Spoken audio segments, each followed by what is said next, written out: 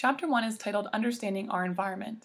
In Part 1 of the notes, we will look at the definition of environmental science, as well as the current conditions and concerns of our environment. Environmental science is the study of our environment and our proper place in it. The environment is any circumstances or conditions that surround you. So environmental science looks at how we impact what's around us. Environmental science takes from many different branches of studies, including natural sciences, social sciences, and humanities. Environmental science is considered mission-oriented. This means that we're always seeking new answers and new knowledge about how we're impacting our world. The goal of environmental science is to fix the problems that we've already created. We've identified problems that we've created, and now we need to come up with the solutions. These solutions not only need to be correct to fix the problems and sustainable, but they also need to be financially and economically feasible. We can't come up with a solution that we can't get passed by law or that we can't afford to implement. Our environment is made up of many different conditions. Let's look at several of them. Renewable resources and non-renewable resources are one thing that our environment provides. Renewable resources are essentially resources that we'll never run out of. The examples of clean air, fresh water, and fertile soil all apply here. Non-renewable resources, however, are something that we have a limited supply of or we know that we'll run out of one day. An example will be oil or gas. We can also take a renewable resource and turn it into a non-renewable resource by using it faster than we replace it. An example would be cutting down trees faster than new ones can grow, taking the renewable resource of trees and turning it into a non-renewable resource. Another condition of our environment is our mild and constant temperature.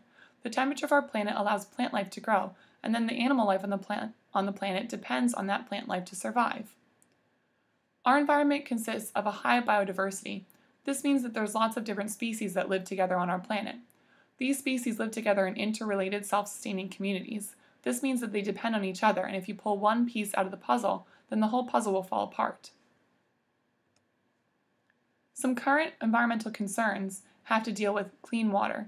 Clean water is a renewable resource, but it can be abused and polluted and become a non-renewable resource. Currently, we have enough clean water for our entire planet, but it's not properly distributed, so not everyone can get access to it. Food supply is another environmental concern.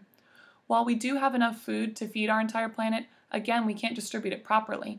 And as demand goes up, we worry about how we might be reusing land sources or abusing soil. Energy is an additional environmental concern. Currently, our energy causes pollution. We need to come up with an affordable, non-polluting, renewable resource for our energy source. Climate change is a big environmental concern that's talked about a lot. That's when greenhouse gases in the atmosphere warm the planet. Greenhouse gases are naturally added to the atmosphere all the time, but we've been artificially adding them at a higher rate, which could be increasing climate change. Another environmental concern in highly populated areas is air pollution. Healthy air quality goes down in urban areas where there's lots of cars and factories. Biodiversity loss is our last environmental concern that we'll look at. This is due to habitat destruction, overexploitation, and pollution, also invasive species. These things can lead to the loss of a species or the loss of a habitat or community. So how do we solve these problems?